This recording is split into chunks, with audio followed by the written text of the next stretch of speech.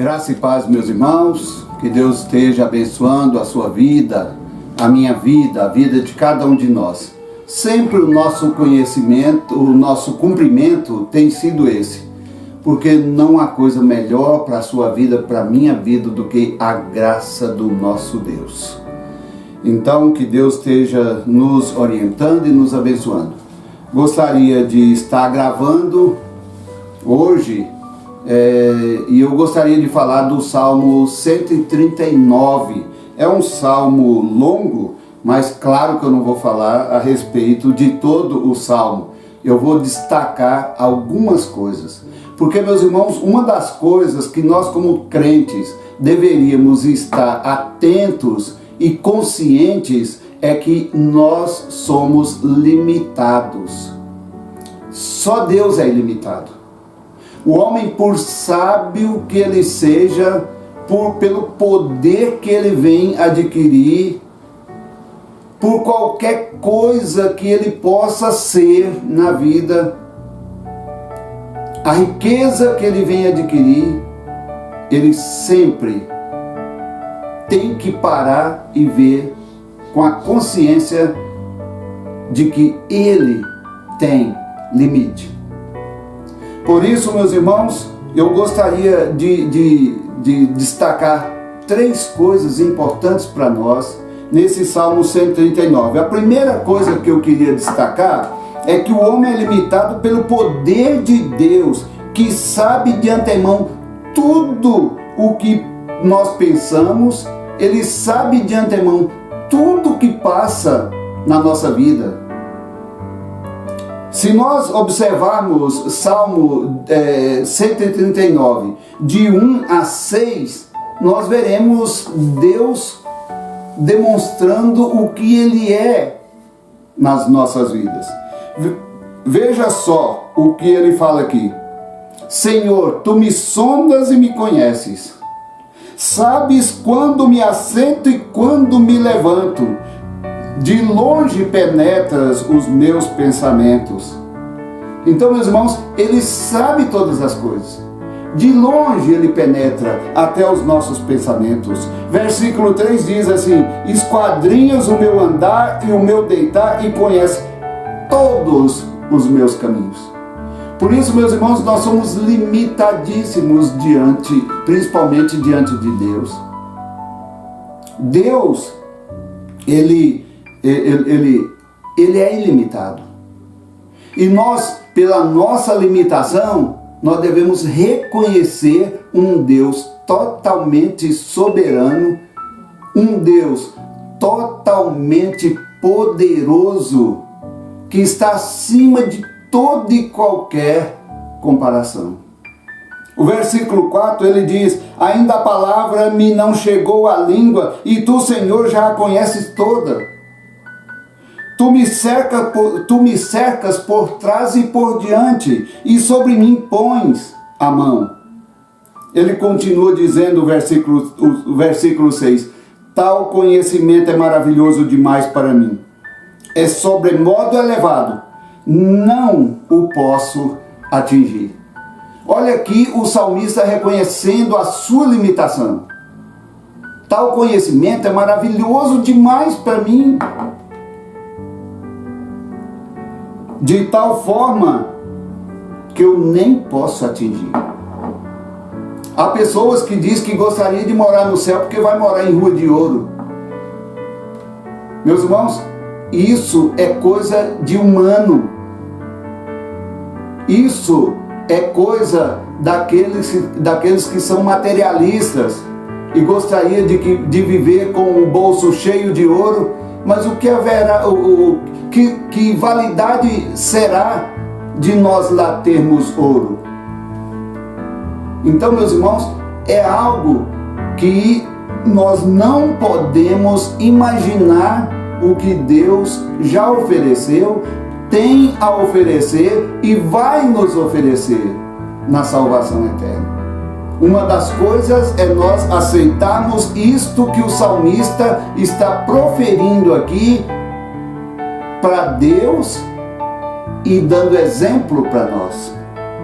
Uma segunda coisa, a partir do versículo 7, a partir do versículo 7 ao versículo 12, é que o homem muitas vezes tenta fugir dessa limitação. Ele pensa que é alguma coisa.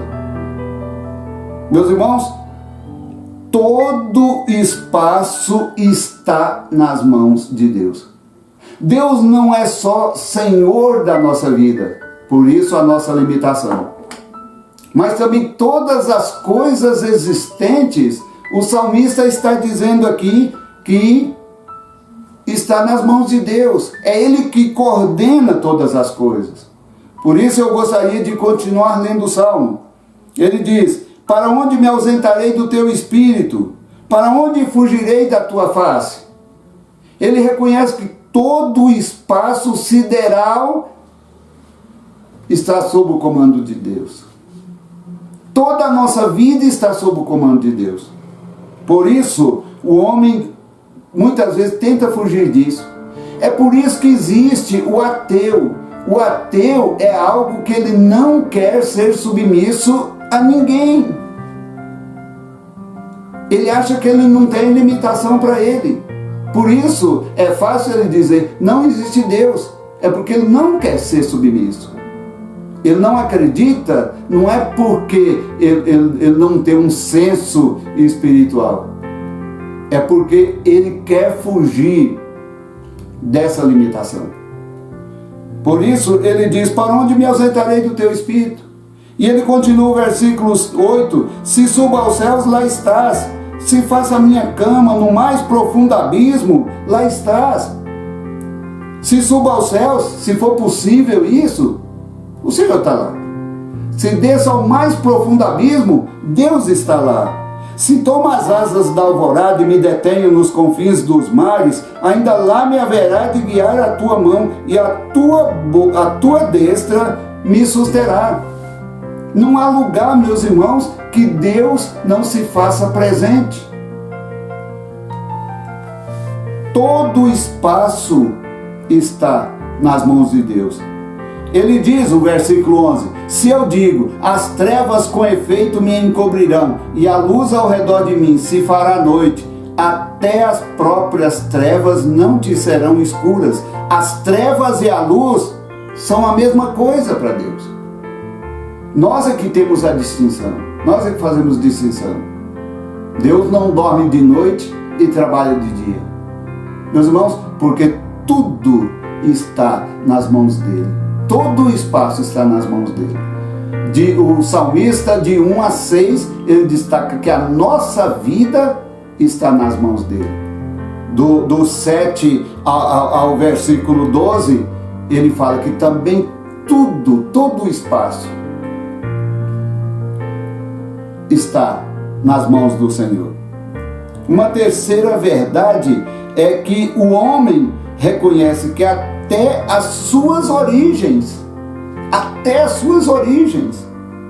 estão dentro da providência divina, portanto, deve entrar sempre em harmonia com os desígnios de Deus. A gente pode continuar lendo o Salmo. Eu estou lendo, é porque eu não fiz uma leitura antes. Eu estou lendo para que você possa ir compreendendo o sentimento do salmista, a intenção do salmista para conosco. Versículo 13 ao versículo 18, ele diz: pois tu formaste o meu interior, tu me teceste no seio de minha mãe, graças te dou visto que por modo assombrosamente maravilhoso me formaste. Meus irmãos, é assustador se pararmos para pensar como uma criança é formada e como tudo cresce dentro de um processo designado por Deus. Ele fala assim no versículo 15: os meus ossos, há um pedacinho do 14, as tuas obras são admiráveis e a minha alma o sabe muito bem. É preciso que reconheçamos isto. O versículo 15 ele diz: os meus ossos não te foram encobertos, quando no oculto fui formado e entretecido como nas profundezas da terra. Ele continua dizendo: os teus olhos me viram a substância ainda informe, sem nenhuma forma, sem osso, sem cartilagem, sem tecidos do coração, dos rins, que são coisas diversas, há uma diversidade. Eu ouvi um cientista falando essa semana que o nosso corpo tem mais de 3 trilhões de células. Meus irmãos, tudo está dentro da coordenação de Deus na nossa vida. O homem reconhece que a sua origem, aqui o salmista está falando da sua origem, de como ele foi formado. O versículo 16 ele diz: os teus olhos me viram a substância ainda informe, e no teu livro foram escritos todos os meus dias, cada um deles escrito e determinado, quando nenhum deles havia ainda. Por isso é que a gente poderia dizer assim, quando o salmista reconhece que até a sua origem está sob o governo e a direção de Deus, ele diz no versículo 17: que preciosos para mim, ó Deus, são os teus pensamentos, e como é grande a soma deles. Se os contasse, excedem os grãos de areia. Contaria, sem jamais chegar ao fim. Por isso, tirando essas 3 verdades, meus irmãos, nada mais resta para cada um de nós colocarmos a nossa vida na direção de Deus. Saber que Deus é soberano sobre todas as coisas. Nada acontece que não seja permissão de Deus. Mas o terremoto que está acontecendo lá na Bahia é permissão? É permissão de Deus. É permissão de Deus. Todas as coisas estão sob o seu controle. Por isso, o homem que aprende a render graças a Deus, reconhece a perversidade e a nossa rebelião contra Deus, repudia nos outros e pede que Deus elimine toda a raiz de pecado no seu próprio coração. Nós precisamos confessar os nossos pecados. Nós precisamos colocar a nossa vida diante de Deus. Nós precisamos viver em santidade diante de Deus. Eu vou falar sobre isso na próxima devocional que vou gravar, sobre a santidade de vida que nós devemos ter. Por quê? Porque Deus, meus irmãos, é onipresente, Ele é onisciente e Ele é onipotente. Ele é onipotente porque Ele tem poder sobre todas as coisas. Ele é onipresente porque Ele está presente em todos os lugares. E Ele é onipotente porque Ele tem todo o poder. Por isso, meus irmãos, devemos estar atentos com respeito a isso. Devemos estar felizes por ter um Deus assim. Lembrando que é grande a nossa responsabilidade diante de Deus. Que Deus te abençoe, que Deus me abençoe, que Deus esteja presente conosco e que, meus irmãos, cada dia reconheçamos a graça de Deus, a soberania de Deus e a vontade de Deus sobre as nossas vidas. Eu gostaria de orar por você e por mim. Ó Deus, nosso Pai, rendemos-te graças, ó Deus, pelas tuas bênçãos, pela tua direção, pela direção do Senhor na nossa vida. Ó Pai, sabemos que todas as coisas, as boas, as que nós consideramos ruins, ó Pai, contribuem para o bem daqueles que amam a Deus. Nós, ó Deus, te agradecemos, porque o Senhor é Senhor nosso.